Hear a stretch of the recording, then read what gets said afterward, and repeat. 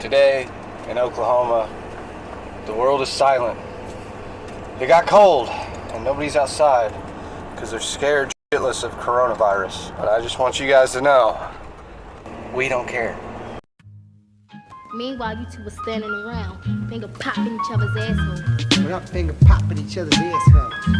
What we're doing is getting shit done.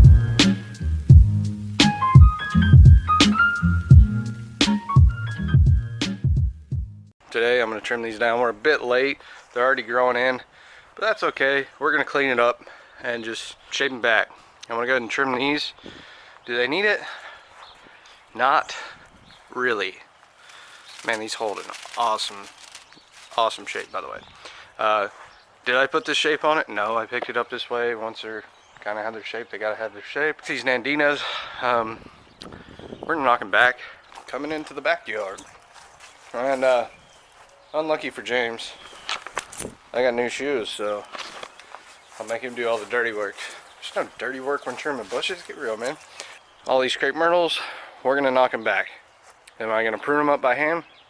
No, because if you look at them, she keeps them like bushes. And there's 1, 2, 3, 4, 5, 6, 7, 8, 9, 10. So what I'm going to do is actually come in and hit them with the hedge trimmers. And that's it. We're going to knock them off with the hedge trimmers. And we've got some more bushes over here. We're going to suck them back and give them a little bit of shape before spring really hits. And then this right here was actually up in, this is a privet bush that was actually a privet tree, and it was up in these power lines last year, and I cut it back. And she wanted a bush. So now we're gonna shape it and train it and keep it as a bush. For the most part, I'm not sinking in the lawn, so we'll probably mow too. Clean up the leaves while we're at it.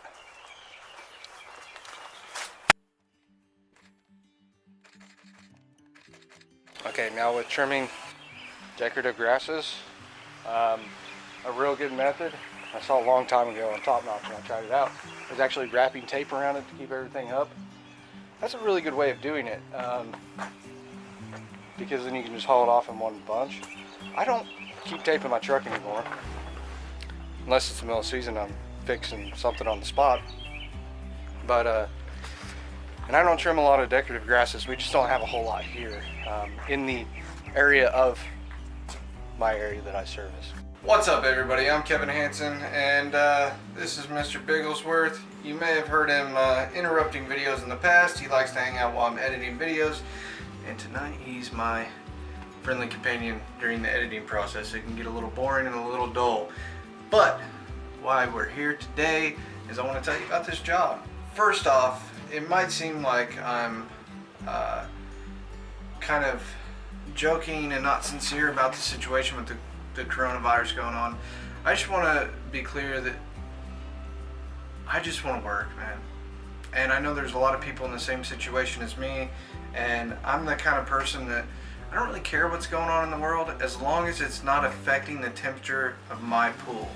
And I think that's important to think about, especially in this time period when everybody's getting so crazy and so chaotic, and it's easy to get caught up in so much emotion. And you know, like there was it's kind of calmed down now, and we've got, our stores are full, but you know, everybody went through the whole you know, impulse buying and stuff like that. You know, I'm kind of part of that myself. I went out and bought some beans and different things for the family. And as I saw the toilet paper shelf dwindling down on supplies, we went ahead and got a couple rolls of toilet paper as well. Now, we did almost run out. My wife got lucky and found some at Sam's Club. So there for a minute, I thought we were gonna have to take showers after going to the bathroom, but it's all good. So, just saying, I know that it's a lot for a lot of people. A lot of people are out of work. A lot of people are losing family members, so it shouldn't be treated as a joke. Having said that, this is my channel, and expect me to screw off when I want to screw off. Anyways, this was a few weeks ago. We're trimming the bushes. Right now I'm trimming some Nandinas, and those were up by the bottom of the windowsill. I hacked those way back, so those were probably at the thickest part about 1 inch wide, and the edge trimmers had no problem. They cut right through it. Not an issue at all. If you're curious about what trimmer I'm using, it's the Echo PAS system. That's the 2620. I just recently bought a new pair because I had to put this pair in the shop, and there's a 7 to 10 day wait. I've got 2 trimmers, but you need a backup anyway, so we went ahead and got them in to get them serviced. And as far as the rest of the bushes, they trimmed up real well. I was barely just kind of skimming over them. And then we're going to go ahead and get to the backyard. We're going to trim up these crepe myrtles.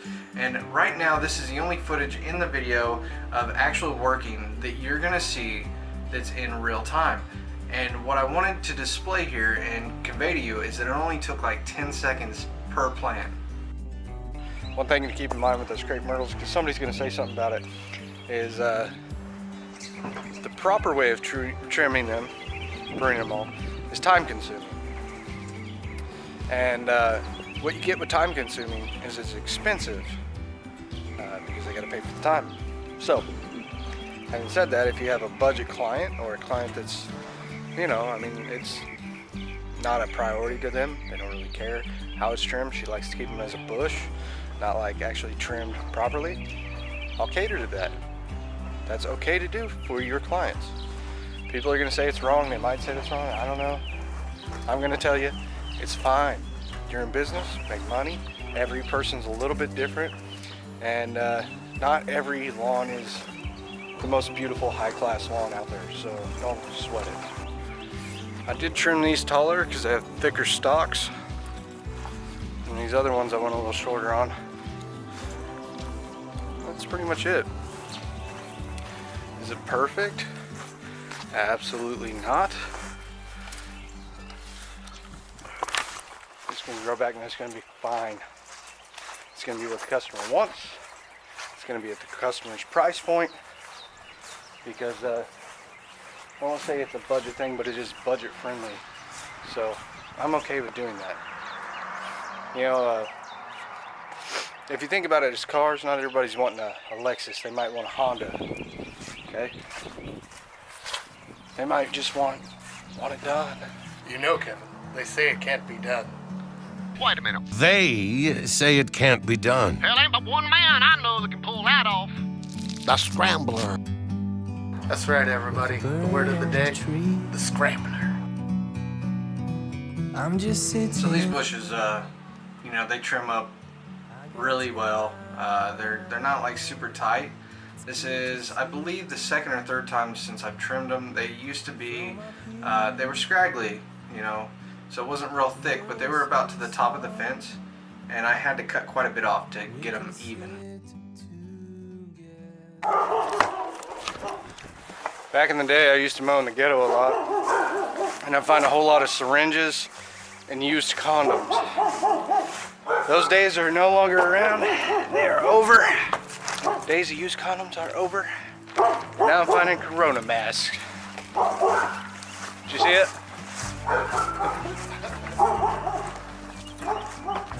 We'll clean that up. It's okay. It's in a baggie.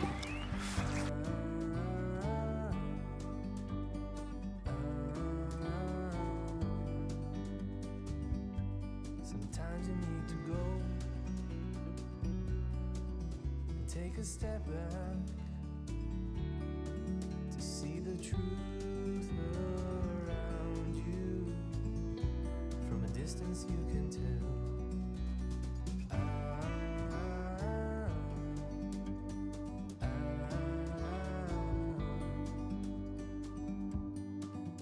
You and me were meant to be in the great outdoors, forever free. All right, so we're starting to clean up the leaves. This is kind of the last part of the stage. When you're doing a cleanup like this, a spring cleanup, you're coming through, the first thing you want to do is you want to trim the bushes, and then you want to come in and clean up any debris and stuff like that. So if you have leaf debris, just save that until last, otherwise you're going to be cleaning it up with bush trimming. Now these crepe myrtles, they're kind of sticks and twigs and stuff like that, so that wasn't too big of an issue. James cleaned up quite a bit of that while I was working. But you know, if you're talking about just regular small bush trimmings, so say you're trimming some hollies or some boxwoods or stuff like that, I like to put those in the lawn and actually mulch up what's left. So we'll kind of collect the bulk of it and then shred up the rest in the lawn. Just mulch it. I did bag for a long time. You guys probably will never see a bagger on my channel unless it's somebody else I'm working with.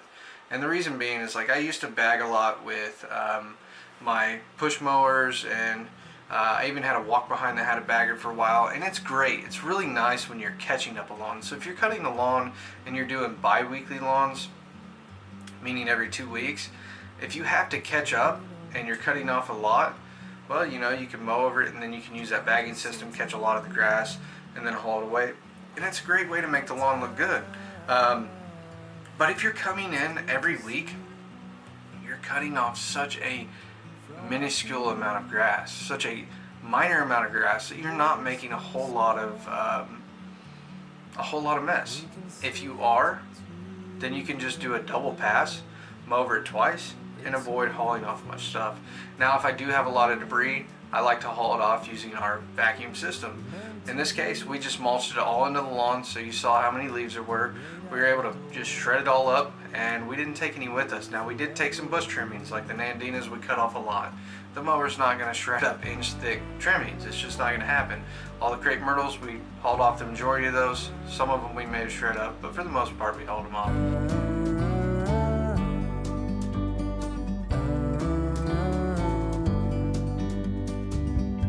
Sometimes you need to go and take a step back to see the truth around you. From a distance you can tell.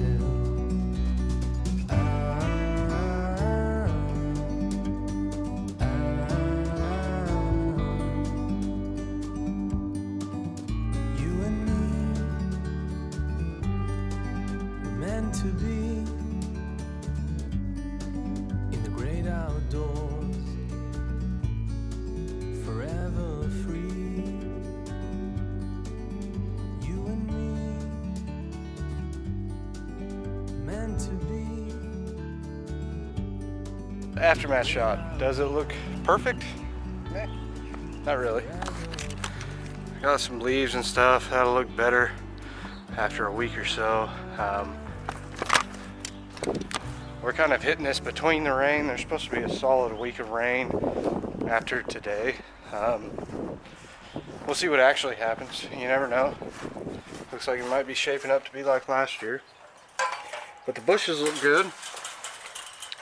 And the backyard looks significantly better. There were a lot of leaves. We didn't haul them away. They were mulched up, and I actually just blew them out. So we could have raked them up. I just blew them out. But you know, all the bushes look good. The redbud's starting to bud up. That's cool. And the crepe myrtles are trimmed back. Is that proper? No. But again, that's what the client wants. It's quick. So total cleanup. We were here for an hour and a half. I'm gonna charge her $210. We got some dumping fees, so I'm gonna charge her a little bit for the dump because we've got some time there as well. So in total, probably around $240, $250. We got another cleanup we can go do. I'm just kind of waiting on the weather to break, and we'll start the second rounds on the mowing schedule.